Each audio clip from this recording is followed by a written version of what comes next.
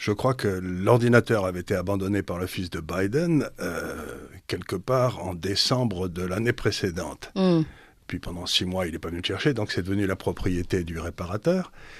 Et le FBI était parfaitement au courant, parce que ce qu'a fait le réparateur, c'est qu'il a prévenu le FBI que c'était là. Il est venu chercher, le réparateur avait fait des copies qu'il a ensuite données à Giuliani et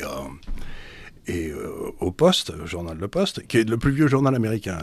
Il date de la Révolution américaine, donc c'est vous dire que c'est un journal populaire, mais enfin qui est très respecté. Peut-être Giuliani, juste pour préciser. Giuliani, qui était l'avocat de Trump, et ancien maire de New York. Et donc, ce qui est très étonnant, c'est que le FBI a eu ces informations donc, pendant toute la campagne et ne les a pas sorties. C'est simplement quand Giuliani a décidé de le faire sortir par l'intermédiaire du Poste que c'est sorti. Donc, le FBI lui-même était au courant qu'il y avait des choses épouvantables, et comme on sait que le FBI était complètement, toute la tête du FBI, le 7e étage, comme ils disent, était complètement au courant de tout ça, et ben ils ont décidé de ne pas le sortir. Donc ils ont décidé de le couvrir. Ils avaient décidé de le couvrir. Et donc, c'est une preuve de plus d'une espèce de complot qui a eu lieu contre Trump pendant toute sa présidence. Ça veut dire que les complots existent ? Mais non seulement les complots existent, mais ce qui est très intéressant, c'est que le deuxième ministre de la Justice de Trump, M. Barr, avant de partir, a nommé un procureur spécial pour essayer de comprendre qui avait pris la décision de poursuivre Trump, vous savez, tout à fait au début de son mandat, de lancer l'enquête sur la complicité entre Trump et la Russie. Et il continue à faire son enquête. Et il y a déjà eu 2 ou 3 personnes incriminées, mais d'un niveau assez élevé dans les cabinets d'avocats. Et tous ces gens travaillaient pour Clinton. Donc il semble de plus en plus évident, pour Mme Clinton, il semble de plus en plus évident que, en fait, cette histoire de Trump qui était dans les mains de Poutine, c'était un complot qu'a monté... Un contre-feu qu'avait monté Mme Clinton avec l'aide de tout le FBI, etc. Ils savaient tous que c'était faux et ils ont continué pendant 2 ans et demi à pourrir la campagne. Ils ont même impeach le président. Donc, alors qu'il y avait des choses bien plus graves de l'autre côté. Il y avait des choses bien plus graves de l'autre côté. Et ce qu'il y a d'extraordinaire, c'est à quel point ça a été couvert par la grande presse. Oui, tout à fait. Donc ça c'est la question qu'on se pose. C'est la question qu'on se pose, que les Clinton soient des ordures, voilà. Tout le monde le sait. Et que le clan Clinton fasse marcher son réseau. Son réseau, et de façon complètement illégale, ça n'a surpris personne. Mais ce qu'il y a d'extraordinaire, c'est de voir que, par exemple, lorsque l'ordinateur est sorti, vous l'avez dit, je crois que Twitter et Facebook ont complètement bloqué le site du Poste. Oui. C'est incroyable, oui. Le New York Post, tout de même. Le New York Post, qui est le plus vieux journal américain, qui existe depuis l'indépendance des États-Unis. Enfin, je veux dire, c'est tout à fait étonnant. Donc, vous avez eu une espèce de complicité d'omerta active, une complicité active entre la grande presse, les GAFA, le FBI et la CIA et la campagne Clinton, pour un petit peu essayer de détruire le président élu des États-Unis. Donc, il faut replacer ça dans une espèce de...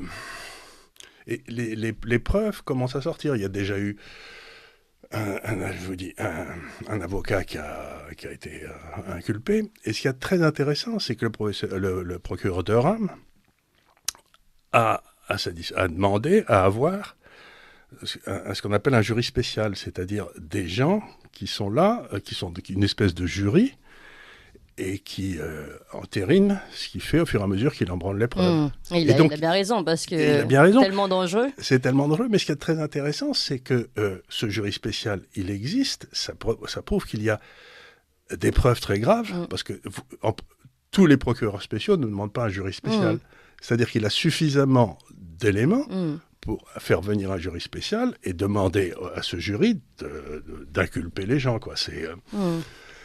Et donc, on est devant, dans le fond, c'est la première fois dans l'histoire des États-Unis qu'on commence à avoir de plus en plus d'évidence qu'il y a eu un complot de l'État profond contre un président élu.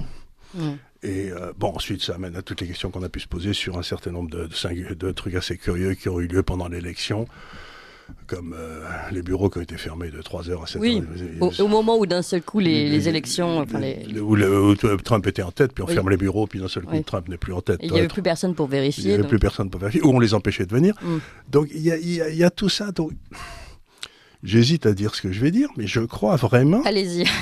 Je crois vraiment que pour la première fois dans l'histoire des États-Unis, il y a eu un complot, c'est-à-dire d'un groupe criminel, qui sont les patrons de la CIA, les patrons du FBI, et tout ça étant soutenu par la grande presse et les GAFA. Et c'est un drôle de monde, parce que je peux raconter une petite histoire, mais il y a 7-8 ans, avant que Trump ne soit élu pour la première fois, j'avais reçu à sa demande un homme qui était le président d'une des banques centrales américaines. Vous savez, il y a 7 ou 8 Federal Reserve. Et donc, je parle avec lui de l'économie américaine. C'était un de mes clients, il était très sympathique. Et à la fin, il me dit, Charles, il faut quand même que vous compreniez quelque chose. Vous êtes déjà dessus d'accord avec ce que vous dites, mais c'est qu'aujourd'hui, les États-Unis sont tombés sous la coupe d'une mafia criminelle. Et que le grand problème des États-Unis, c'est comment allons-nous retrouver notre démocratie.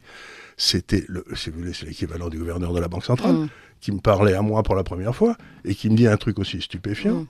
Et donc, cet homme était parfaitement au courant que, par exemple, la Réserve fédérale était tombée sous la coupe, c'est-à-dire la Banque centrale américaine, était tombée sous la coupe d'un certain nombre de gens qui géraient la Réserve fédérale, c'est-à-dire les taux d'intérêt, le taux de change, etc., en faveur d'une bande de criminels. Et j'en ai sorti, j'étais un peu estomaqué, parce que quand vous rencontrez un haut fonctionnaire français ou n'importe quoi, il vous dit rarement que devoir de réserve. Il vous dit rarement que le président de la République est une vieille crapule, quoi, qu'il a trempé dans des tas d'affaires sorties, même si ça peut arriver. Je ne dis pas que ça ne peut pas arriver, mais... Oui, ils essayent de rester discrets. Et puis en plus, si vous voulez, ça fait partie du boulot. Donc, je regarde tout ça et je me dis, nos démocraties sont bien malades. Pour qu'on n'arrive pas pour que le citoyen ne réussisse pas à avoir accès aux informations, ou qu'on plutôt on lui donne une espèce de diète d'informations qui sont fausses, alors même que les journalistes savent qu'elles sont fausses. C'est là, vous savez, c'est ce que disait Solzhenitsyn. Il disait, il ne faut pas que le mensonge passe par vous. C'est-à-dire, vous avez le droit de ne pas dire ce que vous savez, parce que vous allez perdre la peau, mais vous ne pouvez pas participer au mensonge. Oui. Vous ne pouvez pas participer au mensonge, vous ne pouvez pas dire. Ça veut dire qu'aujourd'hui, il y a des gens qui participent au mensonge de façon active et qui sont dans des postes où normalement ils sont là pour essayer d'éclairer les autres. Il y en a un qui a tenté quand même de dénoncer tout ça, en plus du New York Post, c'est Julian Assange, mais il le paye cher de sa personne. Il a dénoncé notamment le clan Clinton. Mais absolument, le Julian Assange, je ne comprends pas que tous les journalistes du monde ne soient pas en grève pour protéger Julian Assange.